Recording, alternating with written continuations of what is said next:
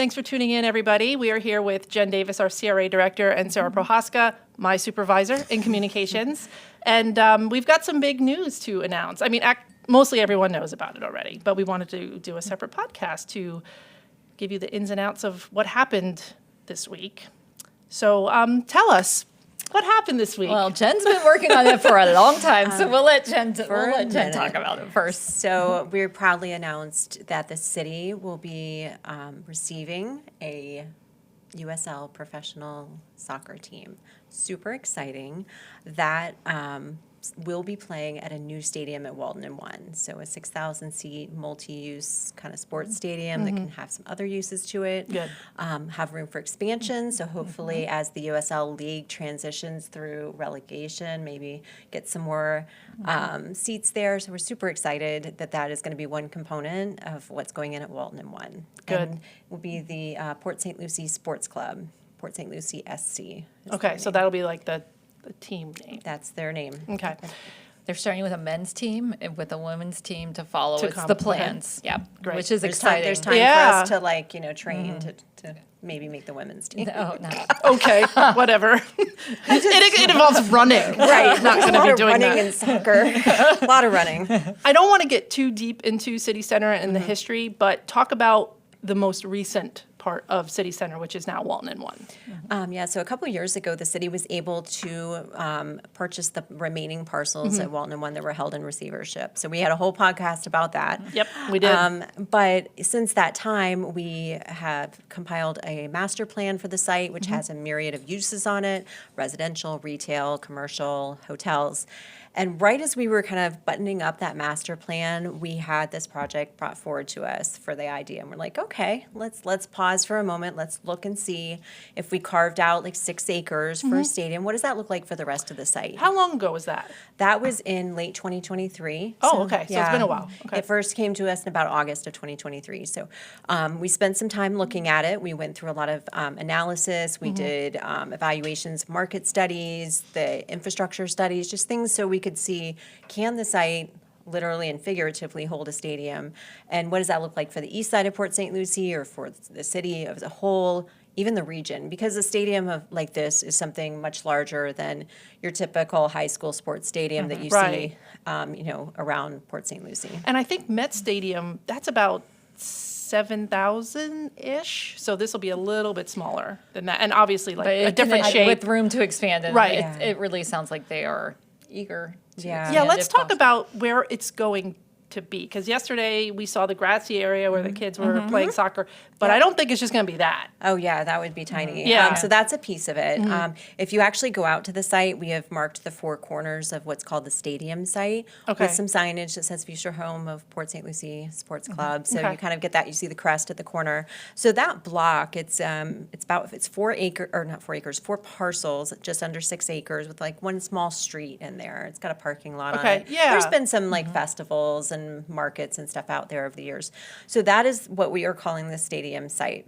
Okay. We know that the developer, has other things that he wants to develop as well. And so he would go through a process just as any other developer would if he wanted to, look at other areas within Walton One for development or any other areas in the city. So we're excited for what he's looking to bring to us. And what we've seen so far looks really great.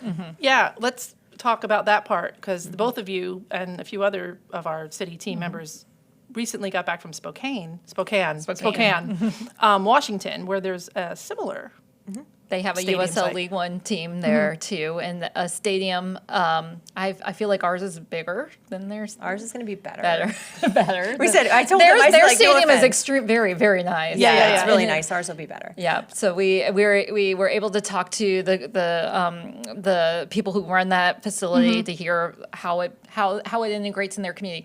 One great thing about the USL that I have learned, and I will tell you, I'm a soccer novice. Everything I know about soccer, I learned in Ted Lasso. So Oh, no. that's about the extended and the David Beckham yeah. documentary on Netflix. Okay. If you know nothing about soccer, watch those 2 things. It'll kind of get you into the soccer mood. But the USL seems very community oriented. Yeah. So that is one thing about this league. So there's Major League Soccer. and there's USL. They're two different leagues. I've had people ask me what's the difference. They're two different leagues. So USL, Major League Soccer, they're different. Two different leagues. Okay. So, but the USL league, really, they target cities the size of Port St. Lucie. Spokane has almost the same population size of Port St. Lucie. And they're very integrated into the community there. They do a lot of things with the community. They go into the academies, the schools, they work with the kids, and it really, this league seems very community oriented. So I really think it'll bring something positive to Port St. Lucie once they're here and people see what their vision is and what they really want to do. The COO was at our press conference this week. He talked about how these stadiums are the community living rooms, is how he described it. So it's not just, so they do other things. So in Spokane, in Spokane, they do high school sports on them. I'm not sure what the plans are for here. We don't know that far ahead yet. But they do festivals, they do concerts. So I think that's kind of what we're looking at. Yeah, and I think also the reason for traveling to Spokane is the location of the stadium within its kind of downtown district was really important. So for us, we stayed across the river at a hotel, but we walked, we went to restaurants and did things socially, like right downtown and walked to the stadium. And that's what we hope for this stadium too, that there are going to be people living at Walton One, but also we would hope you would come for an evening. So maybe you go to dinner and then you go to the match, or you go to the match and then you go out afterwards for some entertainment uses. So I think that was really important for us to see, because there are other fields in Florida with USL League One teams. Naples is a perfect example, but its location is more in a large recreation kind of campus, where you don't have all of the things like that you could walk to. It's more like you're going there just You to drive see there and that's it. leave. There's not restaurants and everything close by. So I think it was really important for us to kind of feel that and see, a city, like Sarah said, the same size, and see what other amenities are around there. And I think we got some great feedback, some great ideas on how to really just kind of make everything blend together. And I assume that's why that city that's why you went there in particular. Yep. Now, you talked about, we're not sure yet what the stadium will be used for, say, on the off season, but we have tons of soccer clubs here. Would they be using that maybe? So I would say, at least from what I've observed, there's an integrity to the field for it to maintain USL standards, because they have very high standards. These matches are broadcast. Yep. So there would need to be consideration to that. Okay. But what comes along with having a stadium is that there will at some point be a training facility somewhere in the city that would have, 6 or 8 or 10 fields to allow for the training to happen. And that's where I could really see more of potentially integration with allowing some of those fields to be used publicly. So I think that's something we'll look at. We don't know where that's going to be in the city. It will not be at Walton One. Right. We'll have enough room for all that. Exactly. But somewhere in the city, we feel like we should be able to achieve that and have that component. So it's like the whole soccer buzz that's happening right now. It's going to be USL teams playing there. Okay. Yeah, at the stadium. And Sarah kind of mentioned this about being a novice in soccer, but I've attended a variety of sports matches over the years and games. There is just an energy associated with soccer that is so different than any other sport. It's magical. That's 100% true. I had the experience or the opportunity to go to a Major League Soccer game in Orlando a couple of years ago. Someone gave me the tickets. I went with a group. I had no idea what I was getting myself into. It was the most fun sporting event I had been to in a long time. It was super fun. I took videos and I was showing everyone. Like this crowd was crazy. They were fun. They were energetic. They had a whole section that you just get your tickets to. They call it the rowdy side or something. I forget, but it's soccer matches are fun. It's like everyone around the world knows soccer or football, wherever it's called football. But I think it's a sport that everybody around the world appreciates and likes. Like you didn't even know what you were getting into. I mean, and it's not that hard to follow. I mean, you understand what's happening on the field. Exactly. The crowd energy is really It really is. It's and really all fun. ages too. That was the other thing I observed when we went to Spokane. There were the young kids there that were integrated in, but I mean it is everything across the board. It's not like it's to a specific genre that maybe you associate some other sports with. Right. Yeah. So Walton One is going to be like our downtown destination. So this is a stadium, a sports stadium. How is that going to drive future businesses to this site? Well, do you think? Since the announcement yesterday, because we're recording this, the next Yeah, day, yeah. I've had 3 developers call me about Wow. just following up on that conversation we had a few years ago, Yeah, where yeah, people yeah. maybe heard Yeah. something was going to happen on the site. A lot of interest. So our first step for us, we have a master plan, is we're working on an RFP for a hotel site, which I think, that's just going to take a little bit of time for us to get out on the market. We will have some specific criteria associated with that. And that first hotel not only is going to be helpful with the stadium, but also with the event center. And then the Right. types of events that they can book where you have heads and beds that are staying, on Right site. there. So that's probably the first piece you're going to see. I envision that it's going to probably go a lot quicker, just like happen Southern quickly. Growth.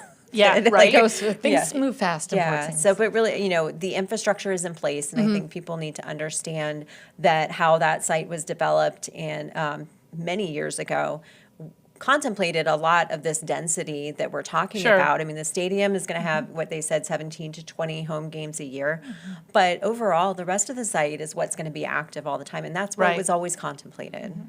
Good. Let's talk timeline here. I know they mentioned a little bit during the press conference yesterday.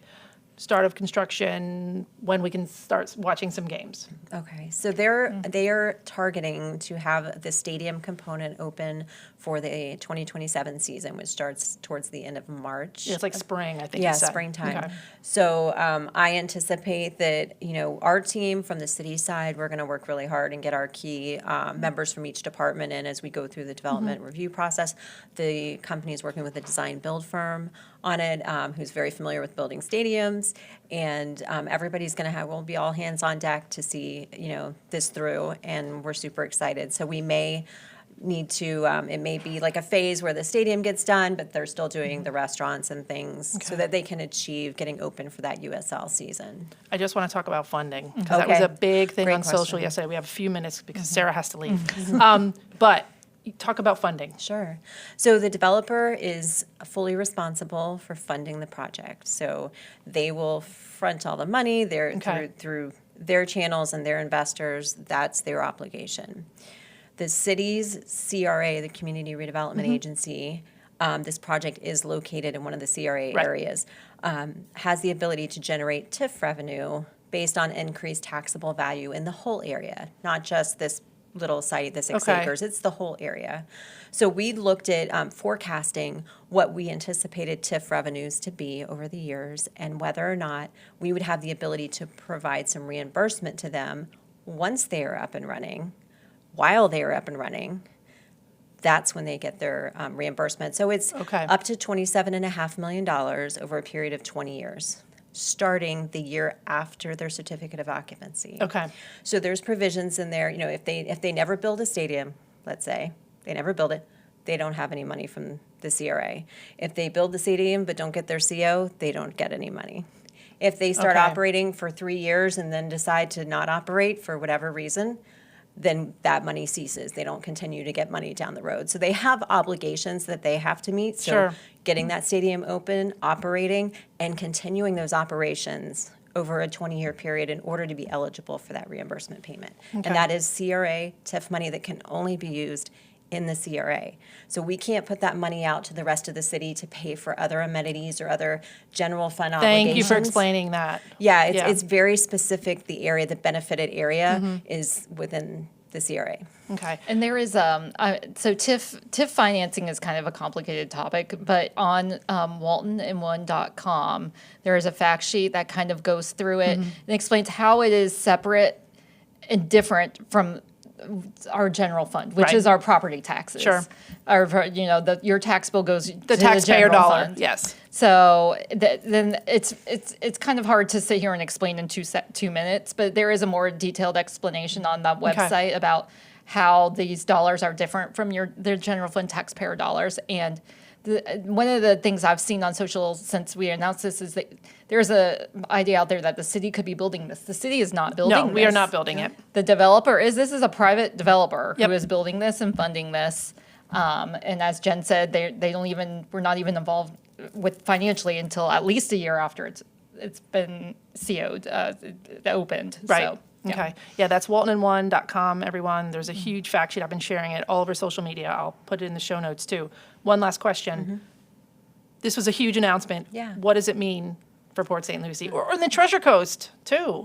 I mean, it's monumental. Yeah. It was magical, monumental. I think I like talked about all the feels that we've had because there's Yeah. been a lot of us that have been involved along the way.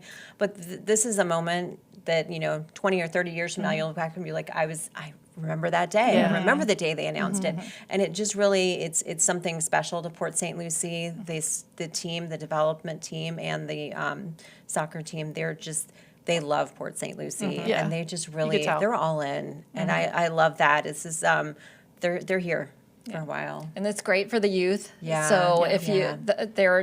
this is an opportunity if you want to pursue soccer as Watching a professionally. professional team, yeah. Now you have the opportunity to go not only go to professional games in your own home and own city, but perhaps a training pathway for you Yeah. in the future. I only see good things coming, and there's more coming. We'll talk about for Walton One and the rest Yep. of the city too. So thank you, ladies, for coming Thank in. you. I know it was Thanks, a quick Maureen. one, but we wanted to make sure that we got this up for our next podcast. So, All right. Well, Thanks. thanks. Thank you. All right, goodbye.